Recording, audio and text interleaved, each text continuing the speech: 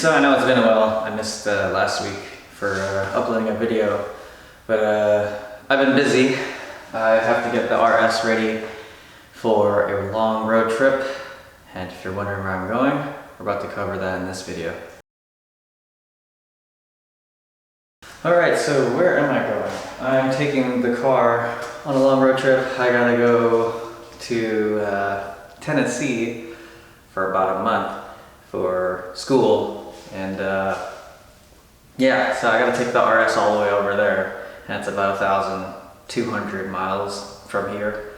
And if you are in Tennessee and you're in the area, you want to hang out, please let me know. I'll be there. We can hang out, shoot some video, photos, whatever it may be. I'm more than welcome to that. And let's get straight up to it. It's a lot easier to drain the oil when the car is warm, so I'm trying to get it up to at least operating temperature. And then after that, I'm just gonna start lifting this up and go from there, you know, drain the oil out, drop the splash pan, all that good stuff. Alright, you must be wondering, what oil do I use? Well, Ford Motorcraft 5W50. Also, the reason why I chose Motorcraft 5W50 is because it's cheaper, and it's not like I built my motor yet. The reason why I chose that oil is because it's cheaper, cheaper on oil changes, and I also do use the Ford Motorcraft oil filter. This is an FL910S oil filter. It's cheap. It's an oil filter. It'll filter it. I mean, you can use a Movo 1 or K&N, but they're both the same filter basically.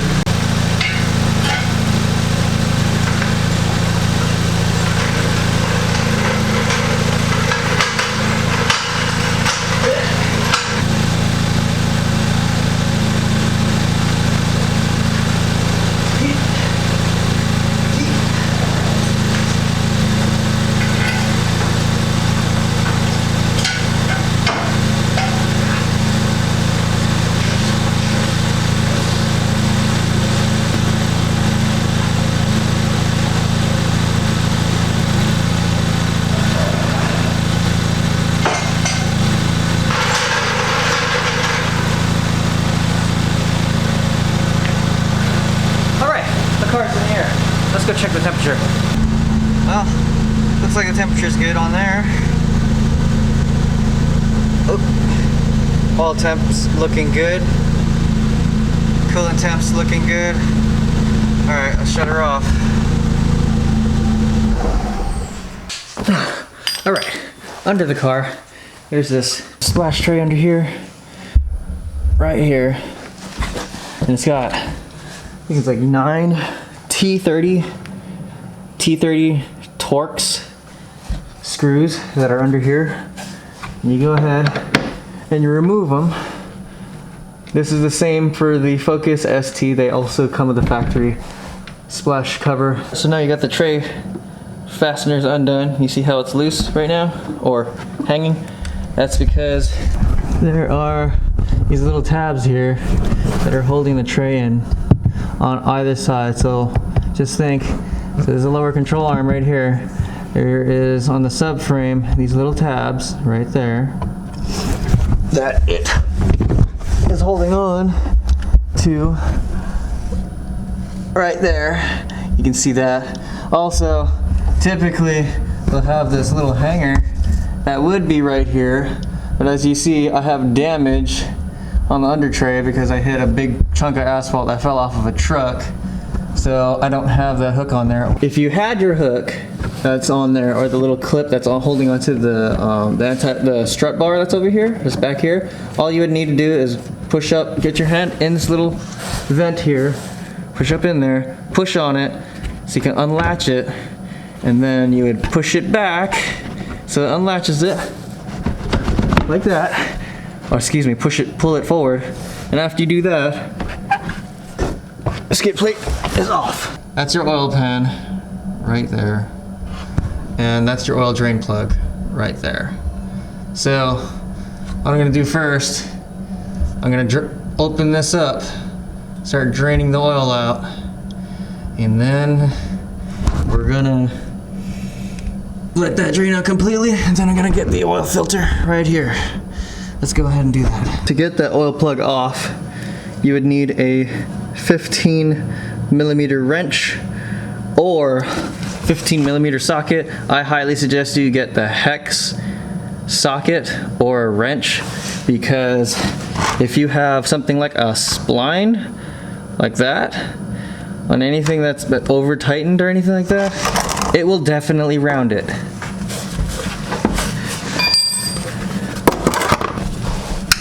There you go.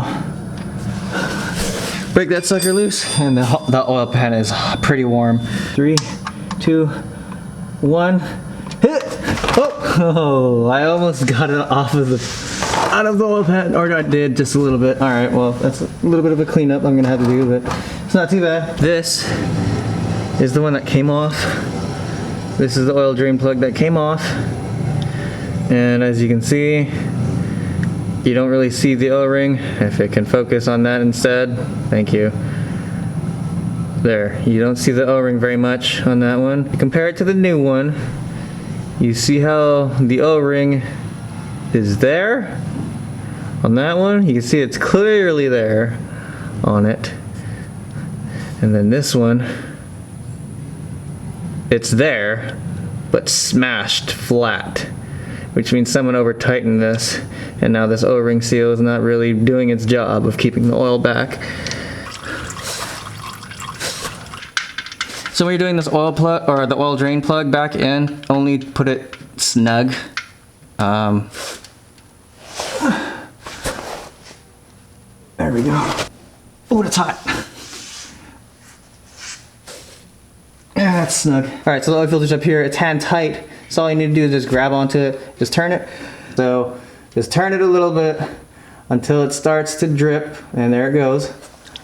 I'm gonna catch the oil there, and I'm just gonna let it drip. Maybe I should have put gloves on. I think it's kind of too late now. Ah, that's kind of warm. So yeah, that's the oil filter, that's out. So what I'm gonna do now is I'm gonna get another clean cloth. I'm gonna kind of clean up the surface of it. I don't really want oil on the mating surface of that sandwich plate that's up there. What you're gonna do next, get your new oil filter. Okay, some people say that you can use, get that out of here. Some people say you can use the old oil that's in this drip pan here.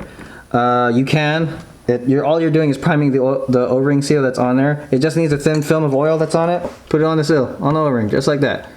Right round. That's it. When you're tightening the oil filter on, hand tight. If you don't, it's gonna suck for you when you have to pull it back off, or whoever comes in behind you to pull it off. Yeah, she's hand tight now. Okay, new filter's on. Awesome.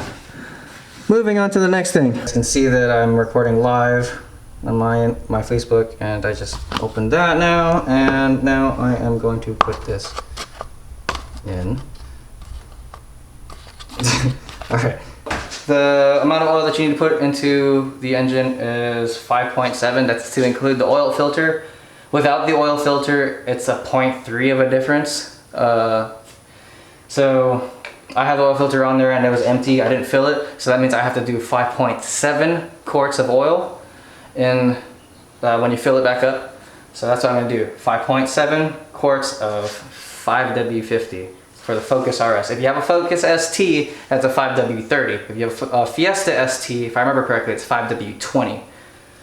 So here we go. I already did 5 quarts, so now I have to do 0.7. So there's a measurement on the side right here, and what you want to do is you want to get it to about like right about I'd say about a third of the way down, and that would be 5.7. So I'm gonna go fill up the rest of the 0.7 of oil that I need to put in there because I changed the filter. So there you go. That is about 5.7, or so that's your 0.7 out of this 1 quart. That's 0.7. So that, with including the 5 quarts that I put down, that's 5.7 quarts of oil that's now back in the motor. To reset your oil timer that's in the Focus RS or ST, press the on button, push the gas and the brake at the same time, push it all the way down, and wait till it says reset. So we're gonna go ahead and do that. Now, together, push at the same time and hold it, and just wait. There you go. All reset in progress. And just hold it, just keep holding it. That annoying beeping, but yes. And there it goes. All reset complete. Once you got that done, you can go ahead and come off the foot. You can come off of the brake and the gas. And that's it. Oil change, reset, it's done. That's all you gotta do. Now you just shut it off. Once you got the oil change, reset done, all you need to do is just kind of start the car, let it run for a little bit, check for leaks while it's running. A little loud, eh? Alright. We're gonna go check for leaks now. There's no leakage. No leakage at all. Looks like we're good to go. So now we're gonna move on. I do need to hurry up because I need to do the tire rotation, all 4 corners. And yeah, let's get done. So the way that I rotate my tires, I bring the rears to the front and then I cross them over. So that way your tires are rotating around each point. If I sound out of breath, it's because I am. I'm trying to hurry up. I have to go to work too. So yes, back to front, then cross. So this is coming forward, and I've already taken off the other side. I've already done the back, so I'll move the back on that one forward. I'm gonna grab that tire on that side, put it on this side right here, and then this tire, this specific tire is going straight back, and that tire is gonna go across and on that side. Okay? Okay, let's get this done. Fun times, all fun times. All right, so now we're on the last 2 tires. I'm gonna go to the other side real quick. All right, so let me explain what I gotta do. So I need to lower down one side of the car for the front wheels. I gotta lower down one side of the car so that way this side still remains in the air so I can get an accurate torque on the wheel. And the other side needs to be on the ground to where it has a little bit of weight on it so that way this wheel doesn't turn as I torque it, because every time I torque it with 100 foot-pounds on each lug nut, the wheel's gonna keep turning. So just makes it a little easier. I'm by myself. So if I had somebody with me, I'd have somebody holding the brakes. It'd be much easier and much faster, but I'm not by myself, so I gotta go knock this out. When you do this, you have to go in a star pattern. So I just torqued it. You go from one side, you cross over, and I'm just doing a double check. I do it twice. Only check it right out. Well, you can only do it one more time if you check it. So cross, cross, cross back over. One more time. And you're good. That's it. So that's how we do a, oh, I'm out of breath. That's how you do it for tire rotation. That's all I have for today. I really gotta go. If you like this video, make sure you hit that like button, make sure you hit that subscribe, and I'll see you guys next time.